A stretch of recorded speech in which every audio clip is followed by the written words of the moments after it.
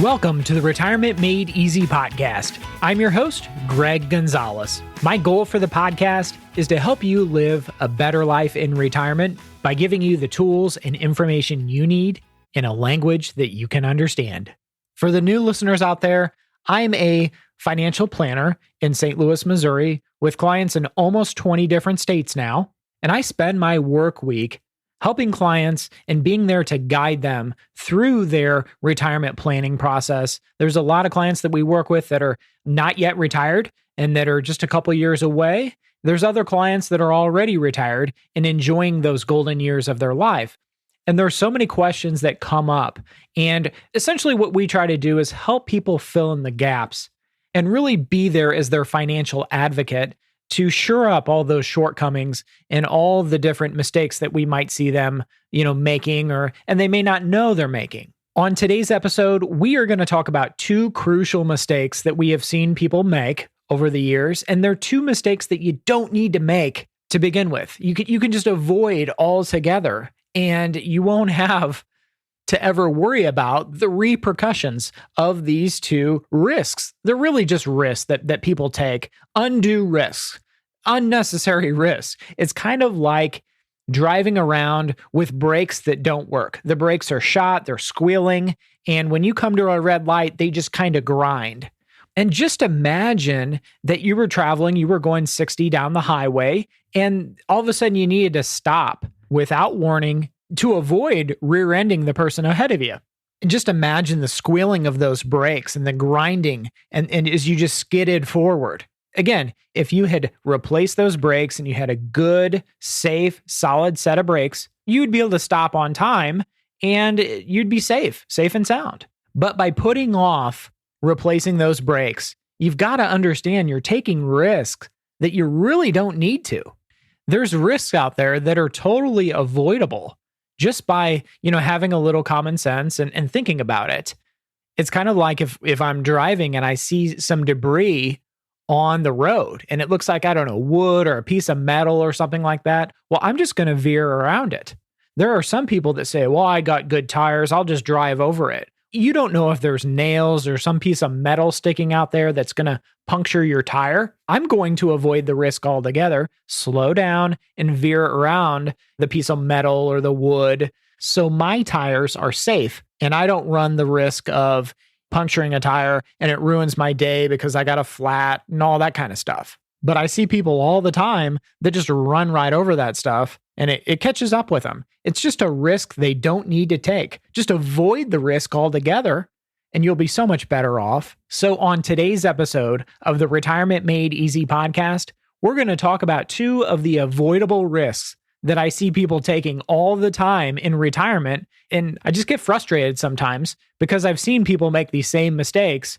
And really, when we're planning for retirement, we want a positive outcome. That's all people want. They want a comfortable retirement with a positive outcome. So if you think about these mistakes that people make, these avoidable risks, by not avoiding them, you might have an okay outcome. That's the best case scenario. You'll have an okay outcome. Just by running over that debris in the road, maybe you don't get a flat tire.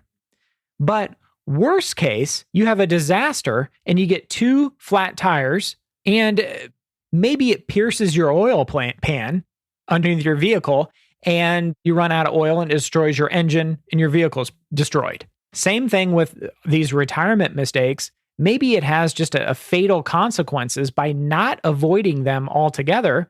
You have a disaster retirement. However, if you do avoid these mistakes, you've got a higher probability of a comfortable, okay retirement. And really, there's no downside. There's no opportunity cost here. By swerving around that metal in the road, I'm just not going to get a flat tire. I can just continue on my way. So let's talk about these two avoidable risks that people take on today's episode of the Retirement Made Easy podcast. I do want to remind listeners, check out our website, retirementmadeeasypodcast.com. That's retirementmadeeasypodcast.com. There's a lot of free resources there underneath the resources tab that are available for free. We don't charge and we don't flood you with spam or anything like that. We appreciate you listening to the podcast. And if you do have questions, we're happy to help. At the bottom of the website, it'll say, Ask Greg a question, and I'll get back with you with my honest, my best advice.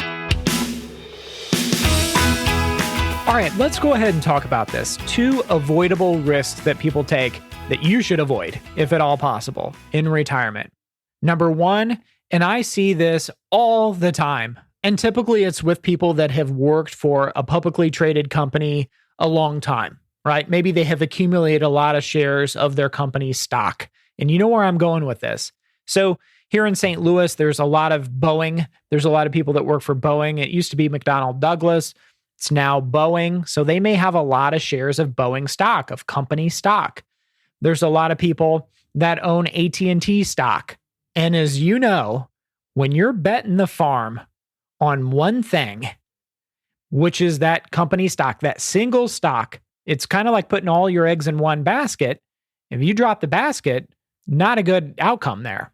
And people get emotional with company stock because they feel so much loyalty to their employer, maybe their former employer. And my mom and dad worked there all their life, or whatever it happens to be. We're going to support that company and own their stock and be a shareholder in that stock. I'm okay with being a shareholder. I think that's terrific. It's how much you become a shareholder.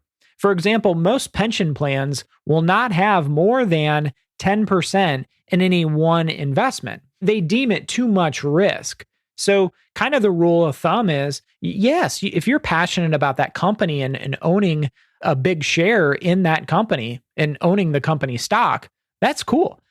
Just try to limit that to 5 to 10% of your entire portfolio. I think if you talk to enough people, you'll have conversations with people. And I have a couple of clients, for example, that used to work for WorldCom. Well, WorldCom went bankrupt, right? Now they work for Verizon. But think about the shares that they had. They had thousands and thousands of shares in WorldCom company stock, right? Well, if it goes to zero, if the share price goes to zero, what happened to those 1,000 shares of stock? They're worthless. And there's no coming back. Same thing. There was years ago, I live outside of St. Louis, and there's a GM, General Motors, factory here outside of St. Louis. And there was a guy on the news that was right at retirement, still working for GM. He had his entire retirement was banked on GM. Not only the pension, but his retirement savings were 100% in GM stock. And he hired an attorney and was saying, I need to be made whole here because the GM stock went to zero, right? In 2008, it was a terrible time. And by June of 2009, the stock was worthless. The GM stock was worthless. And so people, if your life savings were in GM stock, guess what? You've now got zero. Now, what happened is General Motors ended up coming out with common stock that is now you can buy it in the stock market. But those old existing grandfather, they got nothing. If you owned GM stock before, that was the former shares of GM stock. So you can buy new stock, but you've got nothing from residual from the old stock. So why would you buy the new stock? Boeing, through the COVID crisis, is another example. It started the year in 2020 at $332 a share. Boeing did. There's a lot of Boeing people that we work with here in St. Louis and across the country. But during the crash, the COVID crash, it went from $332 a share to $95 a share. And there were people that were calling me that weren't clients that said, hey, what do I do? I have so much of my retirement is invested not only in the pension at Boeing, but also the company stock. And now I'm sitting here just within a matter of months, really. The stock price of Boeing went from $332 a share to $95 a share. What do I do? There's another story, one of the most famous financial advisors, used to be the top advisor in the country, top independent advisor in the country. He tells the story of a client that he used to work with years ago that went to his church. And this person owned a ton of stock. His company got bought out by a company called Enron. And the stock price was just soaring. It was just doing so well. And this person said, I can't sell my company stock because it's just been doing so well. And I'm going to regret if I ever sell. Well, you know what ended up happening to the Enron stock deal. Of course, it went to zero when they filed bankruptcy and there was all that fraud. But if he just would have listened to this advisor and sold off pieces here and there to diversify, just having all your eggs in one basket, all your money in that one stock just opens you up to so much risks that's just unnecessary. And I'm not telling you that, yeah, your company's not strong and doesn't have a bright future. It's we don't know what the future is going to hold. So if you just diversify and still keep a nice position, 10% at the max is what I would generally speaking recommend, you're still comfortable with that portion. But also keep in mind, it doesn't destroy you if you end up into an Enron situation, a WorldCom, or something like that. I often talk about retirement's like being unemployed for 30 years. It's like a big vacation, right? You're not working. Would you rather go on vacation with 20 different outfits or go into vacation packing one outfit the entire time? That's like owning one single stock. It just doesn't make sense to me. Another thing that doesn't make sense to me, if you are, let me tell the story of John Wooden. You may know the name John Wooden. The man lived, he just passed away in 2010 at age 99. He was the UCLA men's basketball coach for many years. He won 10 championships in 12 years. That's something that's never going to be accomplished ever again. And you can read his biography, and he talks about a lesson that he learned, him and his wife, and this was in the Depression, him and his wife were saving for their wedding. They were wanting to get married and save for this nice wedding. And I know saving for a wedding to pay cash, that's a quaint concept. People don't do that anymore. But I am a Dave Ramsey advisor with a Dave Ramsey philosophy where we save up and we pay cash for weddings and vehicles and things like that. Quaint concept, but that's what they did back then, is they saved up and they paid cash for this wedding. That was their plan. Well, it came the day, and he says this in his autobiography, where him and his wife had reached that magic number where they had enough to pay cash for their wedding. And once it hit that number, they walked hand in hand down to the bank to withdraw the money that they needed for their wedding. And they found that the bank had closed overnight. There were bars and chains on the door of the bank. You know the end of the story. The bank had closed. All their money was gone. There was no FDIC insurance back then. FDR actually implemented what we now know as FDIC insurance. They would have been better off. And of course, they wouldn't have thought the worst of the worst. The bank would close, but they were out that money. And today it's very similar to people, like for someone single at the bank, the FDIC insurance limit for your checking account that you have is $250,000. So people that have more than $250,000 in a single bank account, a single person here, they haven't heard the story of John Wooden losing all of his money and his fiance at that time. But it's just a risk that you don't need to take. Just go to another bank and open up another account if you have more than $250,000. Because worst case, great, your $250,000 is protected, the FDIC insurance, but you've got, it's another bank account you have over here at bank number B or credit union B, but all your money's protected. So my lesson for today's podcast is to identify the risks that you can avoid and you don't need to take in the first place. And the number two avoidable risk that so many people make, and I've seen it over and over again, is with their pension. Maybe they have a corporate pension or a municipal pension, and the thing is not really well funded, meaning at some point in time, there's not going to be enough money to pay out to all these retirees, and the pension's broken somewhere. So the only thing the pension can do at that point to maintain the integrity is to decrease the pension payment amounts to all the retirees. And I know there's some people, if it's a corporate pension, that will say, well, Greg, there's a Pension Protection Act. Well, read the fine print on that. You won't be too happy. But I've had clients that have brought in the paperwork for their pensions, and we're looking at it and we're seeing that the pension is 70% fully funded. If you were getting on an airplane and they said, this engine's pretty old on this airplane, right? You got a 70% chance of making it there. Are you getting on this airplane? What if they said the next airplane, well, we got an 85, 86% chance of getting it. This engine's a little bit better, newer aircraft, but it's, again, this pension's 85, 86% funded. What are you doing? I'm not getting on either airplane. I'm walking. I'm taking a bus or something like that. And believe me, from experience, I've had clients bring in letters. I'll pick on the hostess pension. Client gets a letter in the mail, worked at Hostess for about 30 years, gets a letter in the mail saying, hey, guess what? I know you retired 10 years ago, but because the pension is so poorly run and underfunded, your pension is going to go down $800 a month. That's the best we can do. Be happy with that.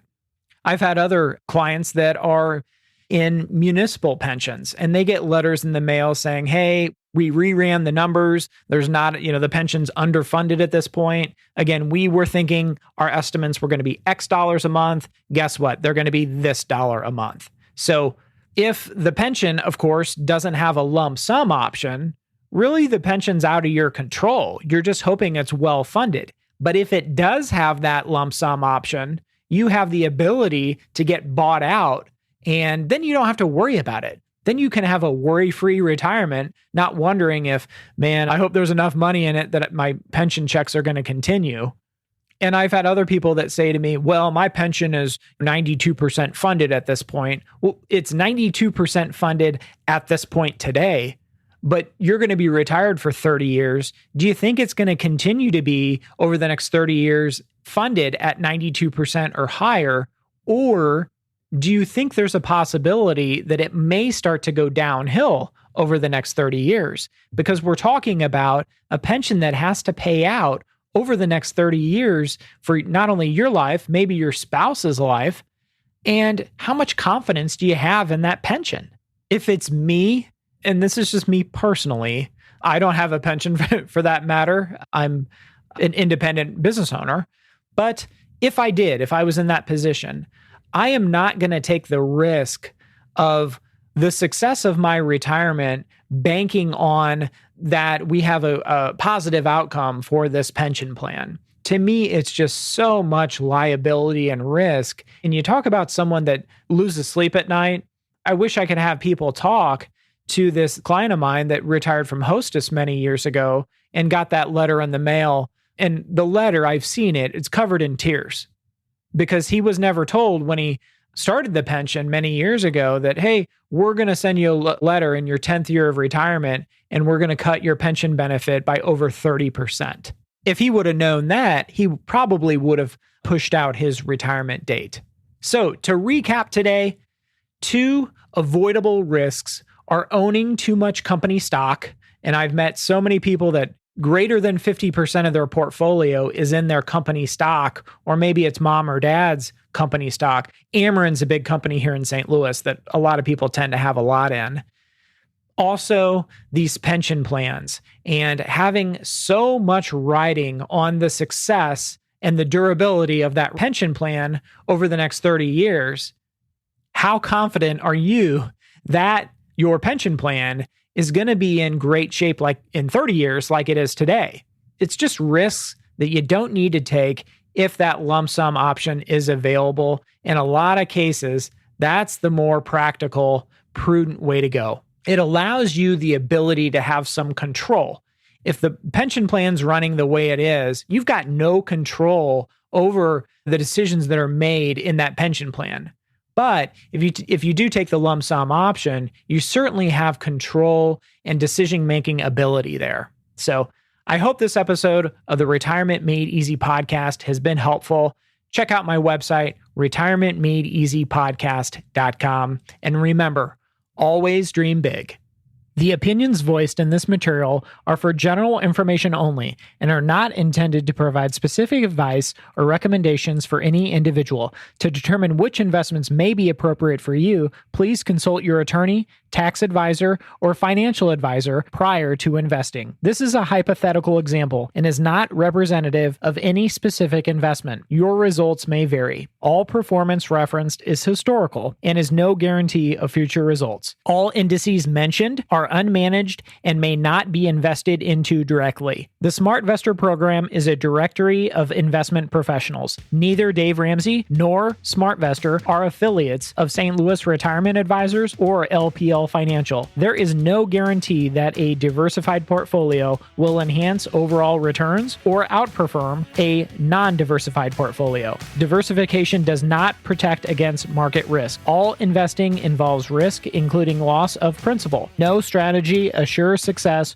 or protects against loss. Securities and advisory services offered through LPL Financial, a registered investment advisor, member FINRA, SIPC.